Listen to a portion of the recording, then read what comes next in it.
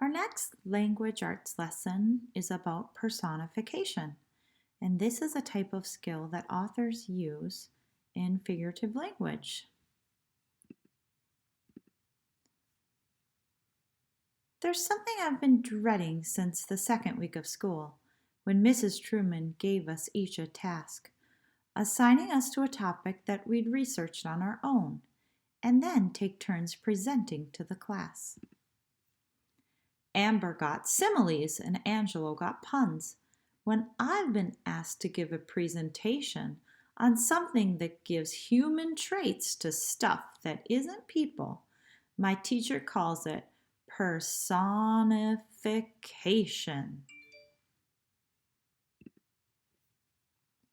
That stuff could be a garbage truck, December, or the wind, a noun that has no heartbeat, eyes, or a mouth.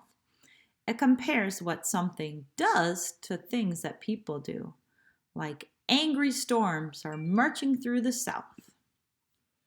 It's supposed to make your writing more descriptive and more fun, but this concept won't be easy to convey. And just now, Mrs. Truman took a moment to remind me that tomorrow is my presentation day. I'd rather any topic than the one I've been assigned. Metaphors, they'd be a piece of cake. Superlatives, I'd give the most extraordinary talk. Idioms, I'd rock for goodness sake. How can I explain this so my classmates understand? I need some time to stop and think, I sighed. After school, I climbed a hill and spied a wooden bridge, which led me to the park called Riverside. There it seemed my worries packed their bags and walked away, as I watched the sunlight tiptoe across the spring. The daffodils, they waltzed in place and kept a steady time. They leaned in close to hear the rapids sing. A twisted oak tree beckoned me and offered up a sigh, when first I heaved myself up on its limb. A calming breeze was whispering a whooshy little tune, as if it were a lullaby or hymn.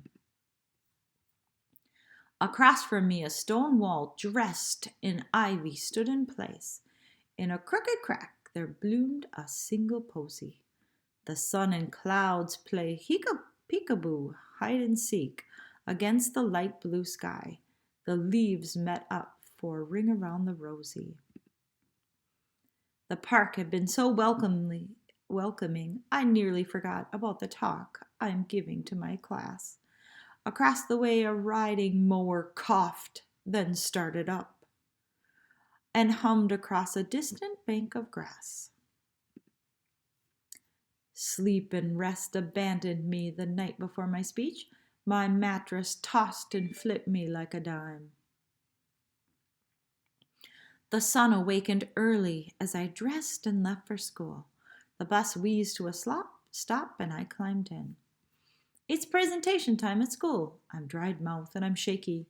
As I croak one single word, my heart is pounding. Personification. Personification is the only thing I say before I can hear the fire bell is sounding. Could I be simply dreaming this? It seems so real as my classmates rise in a single line. I join them as we exit to the blacktop parking lot and our spot out by the buses only sign. The sunshine's warmth invites me to calm myself and breathe. When I see the park, I say to Mrs. Truman, "How about a field trip so I can show the class the way some things can be described as a human?" Not a minute later, we are ushered by the bridge to the park where waves are lapping at the shore.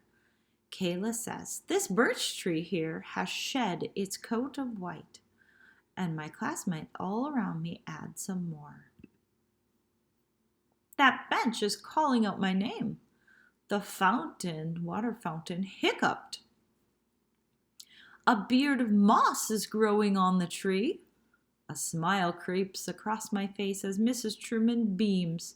The park has saved the day and rescued me. Here's some more personification. Personification is a type of description that gives human traits to non-human things. It helps to make writing more interesting and relatable. It can also convey emotion. You can describe the sun shining in many ways. Maybe the sun is smiling down on the world, or maybe instead it's glaring. How does a personification of the sun change the mood of the sentence? Here are some more examples of personification. The clouds began to cry. The dice danced down the table. The sunflowers kissed the sky. The wind hummed its mournful tune. The water cooler hiccuped. The thunder roared. The vending machine ate my last dollar. After I kicked it, the soccer ball leaped into the air. The video game was begging to be played. The soda can burped a fizzy spray. The winter wind bit at my skin. I woke up to the alarm clock screaming at me. The picture jumped off the page.